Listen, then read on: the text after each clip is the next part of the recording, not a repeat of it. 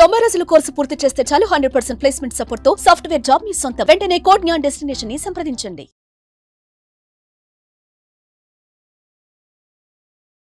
Welcome to Suman TV. నేను మీ Suman TV Nag.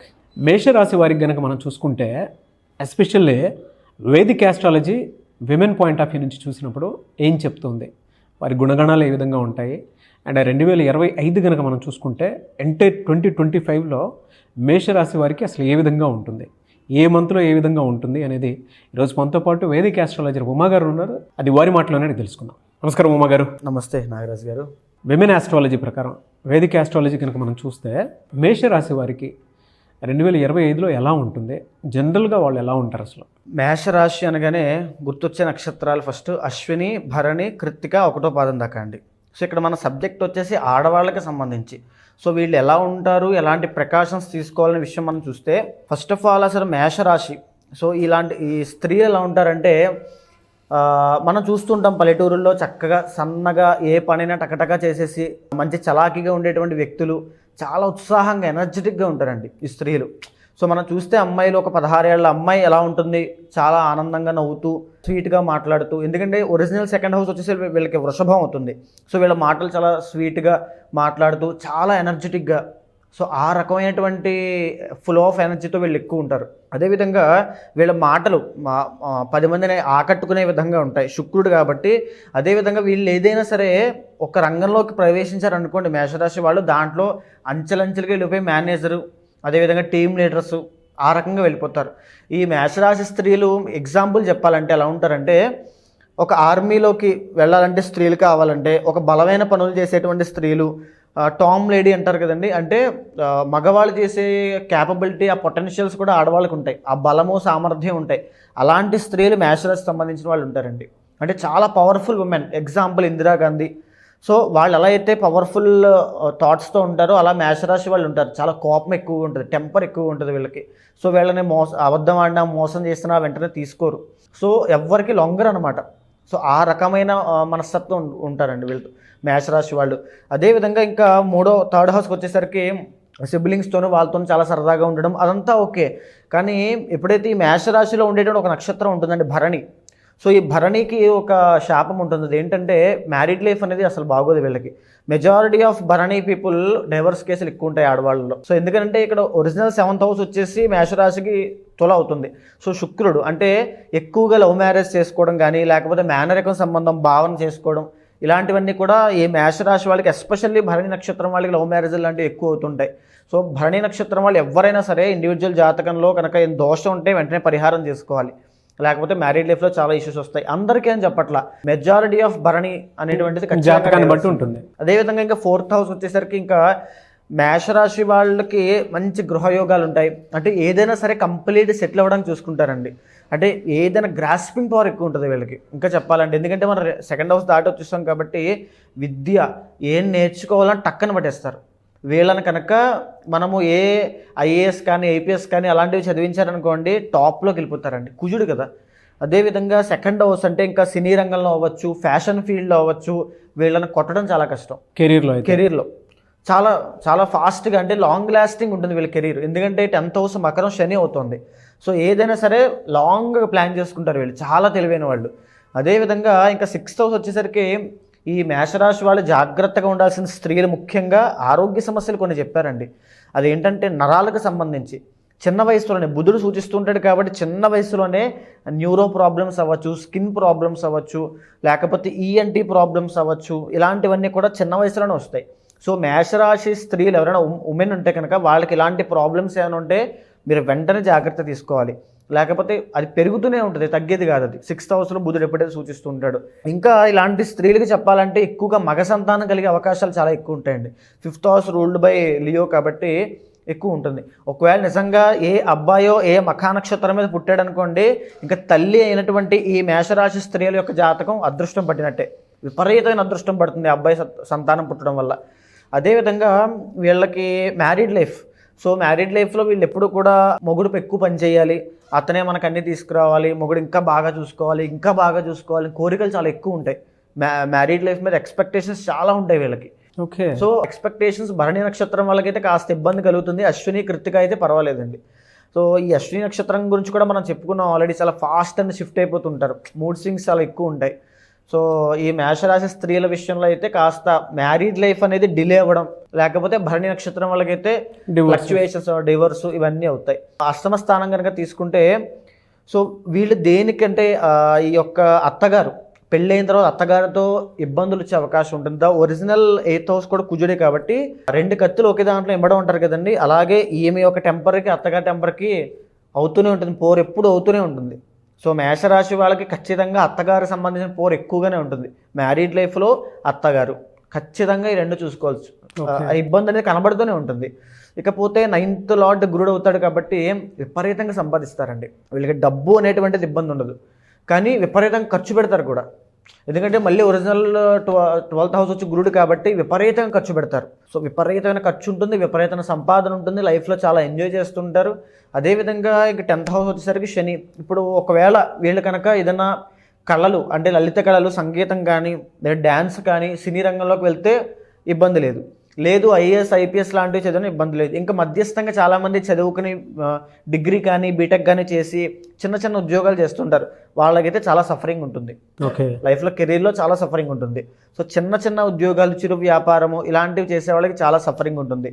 ఇంకా మేషరాశి స్త్రీలు కనుక ఏదైనా చీరల వ్యాపారం కానీ, ఎందుకంటే 7th లార్డ్ రూల్డ్ బై శుక్రుడు కాబట్టి, వీనస్ కాబట్టి, చీరల వ్యాపారం కానీ, లేకపోతే లగ్జరీ ఐటమ్స్ వ్యాపారం చేయడం కానీ, లేకపోతే ఇంకా చెప్పాలంటే కాస్మెటిక్స్ వ్యాపారం, బ్యూటీ ప్రొడక్ట్స్ సంబంధించిన వ్యాపారం చేయడం కానీ, ఇలాంటివి ఏదైనా వస్త్రాలకి సంబంధించిన వ్యాపారం చేస్తే ఇంట్లో కూర్చునే విపరీతమైన డబ్బును సంపాదిస్తారు వీళ్ళు.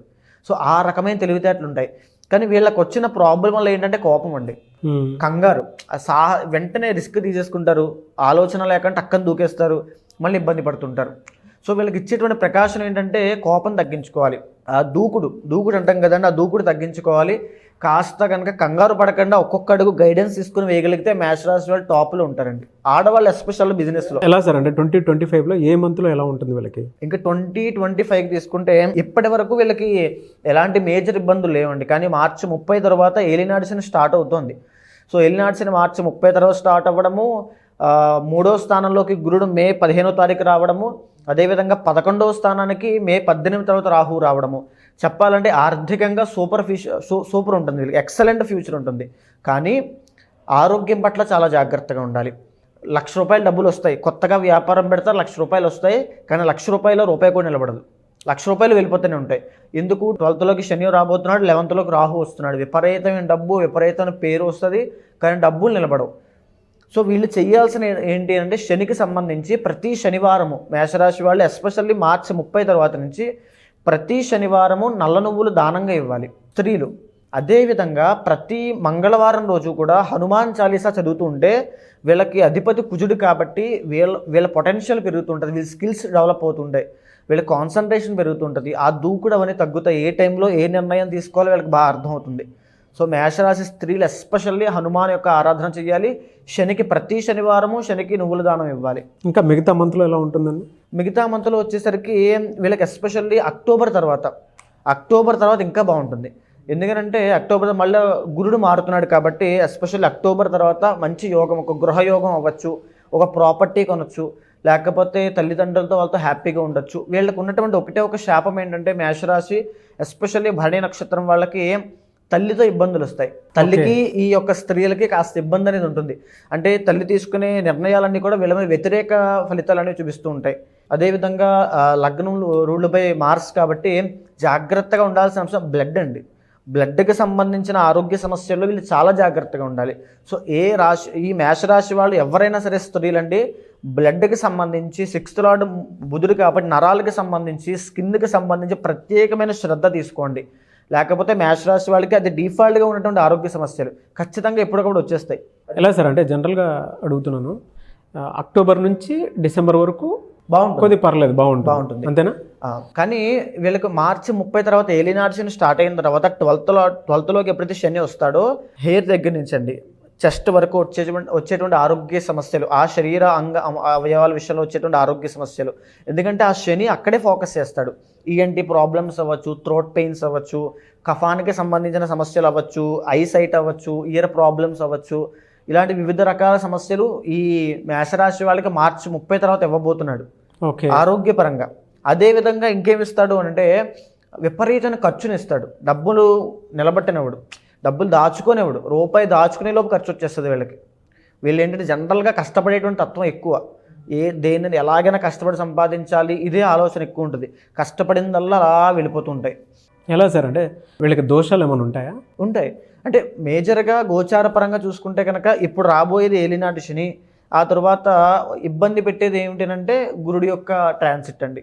సో గురుడి యొక్క ట్రాన్సిట్ అంత ఇబ్బంది పెట్టదు. మేజర్గా చూసుకోవాల్సింది ఏలినాటి శని.